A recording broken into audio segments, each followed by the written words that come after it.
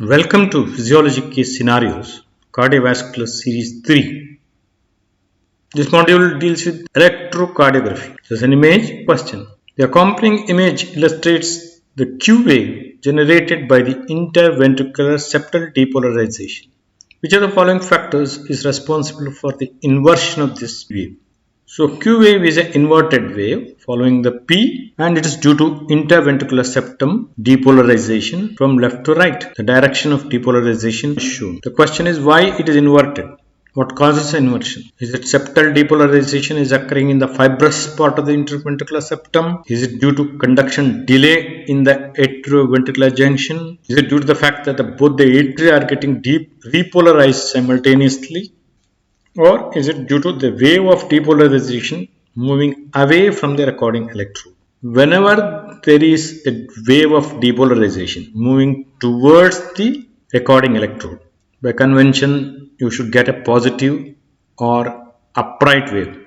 When the wave of depolarization is moving away from the recording electrode, the wave is inverted. So according to this convention in the rule, the D must be the correct answer. The wave of depolarization is moving away. Here, if you look at the direction of the depolarization, and if the electrode is placed here in lead 3, so the direction of the lead is like this. So it must be the wave of depolarization moving away from the recording electrode.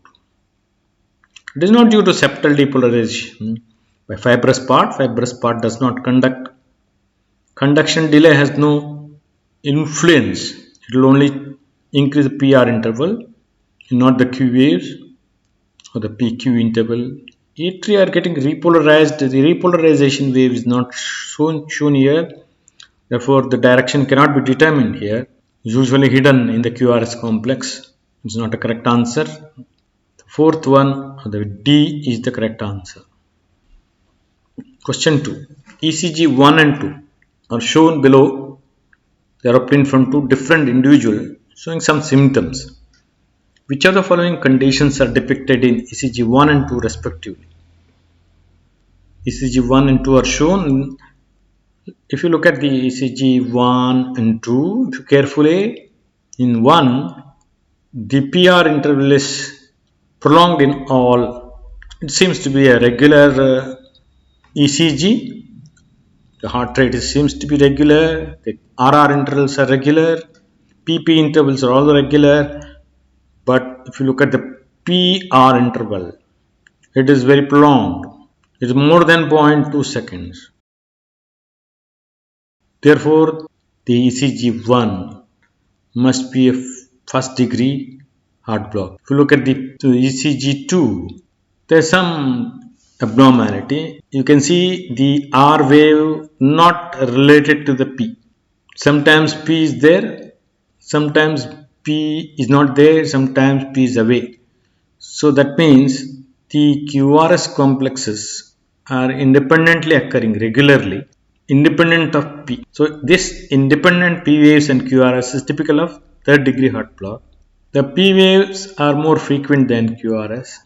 So the complete dissociation is there. More likely the complete heart block. Let us select them. First degree heart block and Wenckebach's phenomena. Wenckebach's phenomena is not seen here. There is a progressive increase in the PR interval, not actually evident here. Complete heart block and myocardial infarction. ECG2 does not show evidence of myocardial infarction. No ST depression or ST elevation. C. First degree heart block and third degree heart block, complete heart block. That is the most likely answer. Normal ECG, ECG1, it's not normal because of prolonged PR interval. If you look at the prolonged PR interval, it is 5 plus 3, 8 small boxes. 8 into 0.04. It's about 0.28 or 4 seconds. Very prolonged.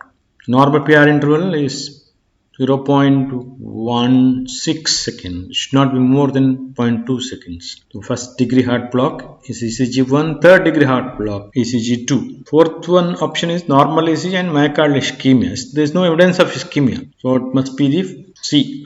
The same ECG is shown in the next question. There are two different ECGs. There are two conditions.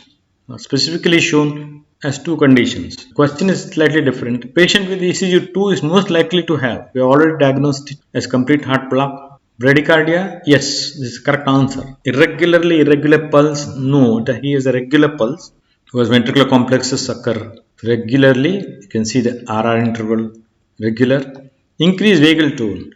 Cardiac problem, so nothing to do with the vagal tone. It will not affect the vagal tone.